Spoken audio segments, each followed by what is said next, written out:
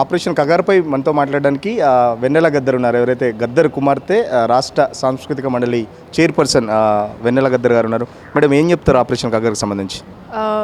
2024లో operation Kagar start చేసి 2026 నాటికి మావోయిస్టులను తుది పెడతాము అంటే వాళ్ళకు మావోయిస్టు అని పేరు లేకుండా చేస్తామని భారత ప్రధానమంత్రి హోంశాఖ మంత్రి ఆధ్వర్యంలో జరుగుతున్న ఆపరేషన్ కగార్ ఈనాటికి 500 పైన ఆదివాసీ బిడ్డలు ఎన్కౌంటర్ చేయడం జరిగింది.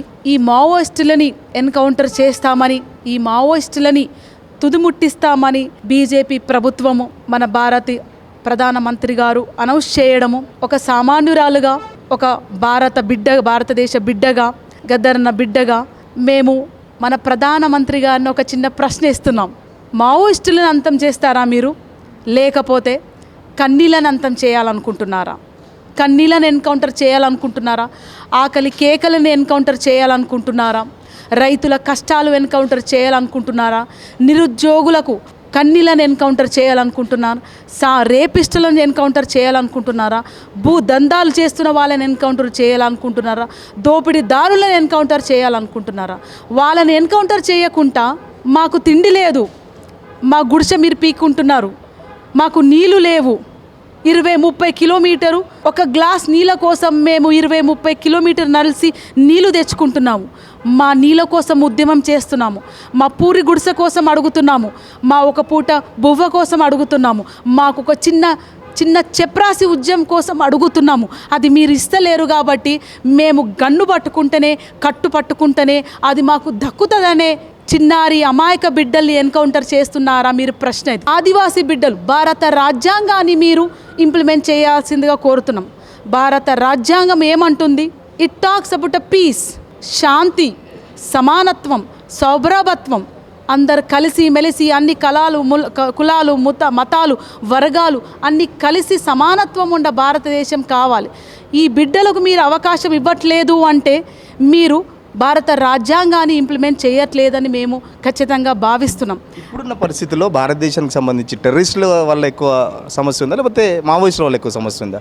ముందుగా చెప్పాలంటే టెర్రరిస్టు మావోయిస్టులు సమస్య కాదండి, ఇది ప్రజానాయకుల ప్రజాపాలన సమస్య. ప్రజాపాలకులు రాజ్యాంగబద్ధంగా ప్రజాపాలన జరిపితే అటు టెర్రరిస్టులు ఉండరు, ఇటు మావోయిస్టులు ఉండరని గట్టిగా నమ్ముతామండి.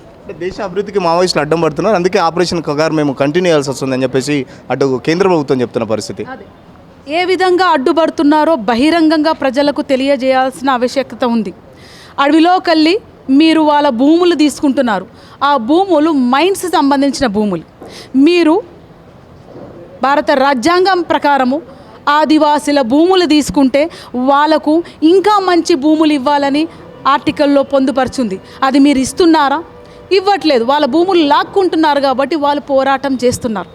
మీరు వాళ్ళ ఇంటికి వెళ్ళి వాళ్ళ భూములు లాక్కొని అది శాంతికి సంబంధించిన చర్య అంటే మీ ఇంట్లోకి వచ్చి మీ భూములు లాక్కుంటే మీరు ఊరుకుంటారా అనేది ఒక ప్రశ్న ప్రజలు లేవనెత్తుతున్నారు. ఇక్కడ శాంతి చర్చలు అంటే సరే, మావోయిస్టులు మేము శాంతికి రెడీ, చర్చలకు ready, we will stop the firing అన్నప్పుడు భారతదేశ ప్రభుత్వము, రాజ్యాంగానికి లోబడి ఉన్న ప్రభుత్వము ఖచ్చితంగా రావాల్సింది శాంతి చర్చలకు. ఎవరన్నా ఆఖరికి ఉరేసే మనిషికి కూడా అర్థం చివరి కోరిక ఏందని అడుగుతాం. ఉరేసే మనిషికి కూడా చివరి కోరిక ఏందని అడిగి ఆ కోరిక తీరుస్తారు. వీళ్ళు ఖచ్చితంగా మేము శాంతి చర్చలోకి ఉన్నాము, మేము మాట్లాడడానికి ఉన్నాము, ఈ చిన్నారి బిడ్డల్ని చంపొద్దు అని రిక్వెస్ట్ చేస్తుంటే కూడా మేము చంపేస్తామంటే తప్పకుండా భారతదేశ ప్రభుత్వం, భారతదేశ బిడ్డలు, అక్కలు, చెల్లెలు, విద్యార్థులు, మేధావులు, కేంద్ర ప్రభుత్వం చెప్తున్నట్టు వాళ్ళకు టైం బాండ్ పెట్టుకున్నారు. నెక్స్ట్ ఇయర్ ఈ టైంలో మొత్తం మావోయిస్ట్ అనే దేశంలో లేకుండా చేస్తామని చెప్పి జరుగుద్దా? అది అంటే మళ్ళీ పుడతారా, లేకపోతే మావోయిజం అంతమైపోద్దా? ఎక్కడైతే అణిచివేత ఉంటుందో అక్కడ తిరుగుబాటు గీతంగా ప్రజలు ఎక్కడంటే అక్కడ పుడతారు. మావోయిస్ట్ అనగానే, నక్సల్ బైట్ అనగానే ఏదో యూనివర్సిటీలో ట్రైన్ అయిన వాళ్ళు కాదండి, ఏదో స్కూల్లో ట్రైన్ అయిన వాళ్ళు కాదండి. గుండెల్లో రగులుతున్న బాధ, హింసని ఎదురు తిరుగుతారు. ఒక చిన్నారి బిడ్డ ఎదురు తిరుగుతాడు. రేపో మాపో చనిపోయే ముసలివాడు ఆ ఎదురు తిరిగిన వాడే నక్సలైటు, ఆ ఎదురు తిరిగిన వాడే మావోయిస్టు. సో ఎప్పటి వారికైతే ప్రపంచంలో భారతదేశంలో కులం అనే పేరుతో హింస, మతం అనే పేరుతో హింస, దళారీలు దోపిడిదారులు ఉంటారో అప్పటి వారికి మావోయిస్టులు పుడుతూనే ఉంటారనే ఒక నిజాన్ని ఈ బీజేపీ ప్రభుత్వం ఖచ్చితంగా గుర్తుపెట్టుకోవాల్సిందే కోరుతున్నాం. ఈరోజు మాత్రం విమలా గద్దర్ ఆధ్వర్యంలో ఈ ఒక రిప్రజెంటేషన్ గవర్నర్ గారికి ఇవ్వడం జరిగింది. విమలమ్మ గారు, గద్దర్ గారు 2004లో శాంతి చర్చల్లో ఆయన కూడా ఒక మెంబర్, ఇక్కడ ఉన్న జేబీ రాజు గారు కూడా ఒక మెంబర్, అట్లాగే కాంగ్రెస్ పార్టీ ఆధ్వర్యంలో జరిగిన శాంతి చర్చలు జానారెడ్డి గారు కూడా ఒక మెంబర్, మన వైఎస్ఆర్ గారు అప్పుడు ముఖ్యమంత్రి గారు ఆయన ఆధ్వర్యంలో ప్రభుత్వం తీసుకున్న చొరవతో శాంతి చర్చలు జరిగారు. ఇది మనం గుర్తుపెట్టుకోవాల్సిన ఆవశ్యకత. చెప్పండి, గద్దర్ గారు ఇప్పుడు ఒకవేళ బతుకుంటే ఒక పాట రూపంలో మీరు పాడి చూపెట్టండి. గద్దర్ గారు బతుకుంటే గోషి గొంగడి కట్టి లక్షలాదిగా ప్రజల్ని మోహరించుకొని మోడీ గారి ఆఫీస్ ముందు కూర్చునేవారు. ఆయన లేరు, ఆయన ఆశయం బతికే ఉంది. ప్రజలు ముక్తఖండంగా మొన్న జరిగిన ఎన్కౌంటర్కి విద్యార్థులు, జర్నలిస్టులు, మేధావులు, ప్రజా సంఘాలు, అక్కలు, అమ్మలు, మహిళా సంఘాలు ఎక్కడ పడితే అక్కడ వాళ్ళ తోచినంతగా తిరుగుబాటు చేస్తూ ఉన్నాయి. ఆ తిరుగుబాటు భాగంలోనే మేము ఆయన బిడ్డలంగా, ఆయనతో పాటు కలిసి పనిచేసిన ఆయన శ్రీమతి, ఆయన భార్యగా ఈ రిప్రజెంటేషన్ ఇవ్వడం జరుగుతుంది. ఆయన బతికుంటే కలిసిపోదమా మనం, నడసిపోదమా కగార్ ఆపరేషన్ని ఆపివేదమా మనం, ఆపివేదమా ఈ కగార్ ఆపరేషన్కి వ్యతిరేక పోరు చేద్దామా మనం, పయనమవుదామా అని పాట పాడి ఎవరైతే ప్రజల కోసం తమ జీవితాన్ని అంకితం చేస్తున్న వాళ్ళకు పాట అంకితం చేసేవారు.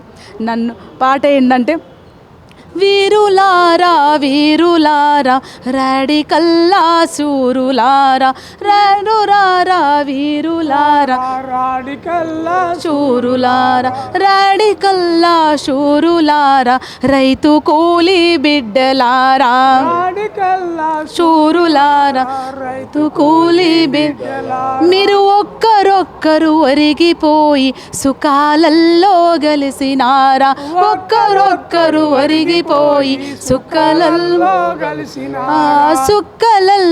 కలిసి మీరు సూరులై మొలసినారా, సుక్కలల్లో కలిసి మీరు ఏ దిక్కు లేనొల్లాకు మా బిడ్డలు మీరు దిక్కు చూపే సుక్కలైంద్రా, మా బిడ్డలు మీరు ఏ దిక్కు లేనొల్లాకు మా బిడ్డలు మీరు దిక్కు చూపే సుఖాలైంద్రా, మా బిడ్డలు. జోహార్ అమరవీరులకు, జోహార్ అమరవీరులకు. ఖచ్చితంగా ఎక్కడైతే అణచివేత ఉంటుందో ఖచ్చితంగా అక్కడ మావోయిస్టులు ఉంటారని చెప్పేసి గద్దర్ వెన్నెల చెప్తున్న పరిస్థితి. ఖచ్చితంగా మావోయిస్టులను అంతం చేసే బీజేపీ ప్రభుత్వం అనుకుంటుంది, కానీ అది సాధ్యం కాదు.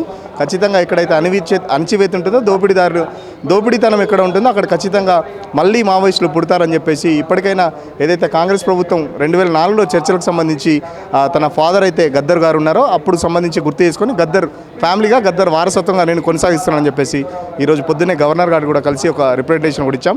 ఇప్పటికైనా కేంద్ర ప్రభుత్వం ఖచ్చితంగా మావోయిస్టులకు సంబంధించి ఒక పక్కన పాకిస్తాన్తో మన దేశం మీద దండయాత్ర చేసిన టెర్రరిస్టులతోని చర్చలు జరుపుతారు, కానీ మావోయిస్టులతో చర్చలు జరపరంటూ తను కేంద్ర ప్రభుత్వాన్ని ప్రశ్నిస్తున్న పరిస్థితి. వీడియో జర్నలిస్ట్ కళ్యాణ్తో సురేష్ పల్లవి టీవీ, సోమాజిగూడ ప్రెస్ క్లబ్ నుండి.